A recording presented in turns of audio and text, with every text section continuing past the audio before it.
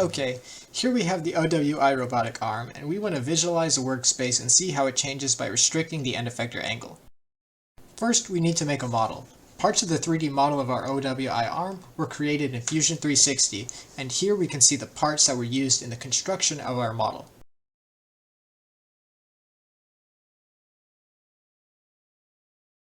Next, we took these parts, and using Simulink we were able to put these pieces together to form our robot. This involved attaching meshes of our parts to Simulink blocks.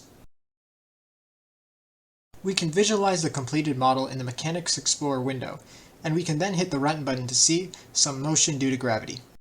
From Simulink, we can import our robot model into MATLAB. We do this because we want to visualize our robot along with the robot's workspace together on the same plot, but first we need to do some calculations in order to define our workspace. This is done by getting approximate measurements of the OWI robot, and we are now able to build our equations. Highlighted in yellow are the equations used to determine the position of each joint, and position 3, as seen from our previous diagram, tells us where the end effector is located. Using this information, we created an app where the user can plot the workspace and see the motion of the OWI arm traveling along the bounds of the workspace. The user can also restrict the end effector angle and see how this restriction changes the workspace of the robot. We now can see a demonstration of the app working.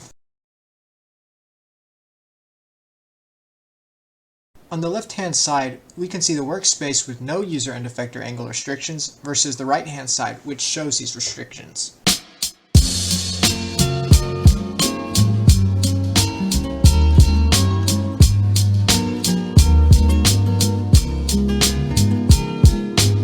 We can also see the plots of the bisection of the workspace, where they are combined together and rotated to create the 3D workspace of the OWI robot we see at the top of the app. The user can then plot the inverse kinematics to see the robot moving along the bounds of the workspace.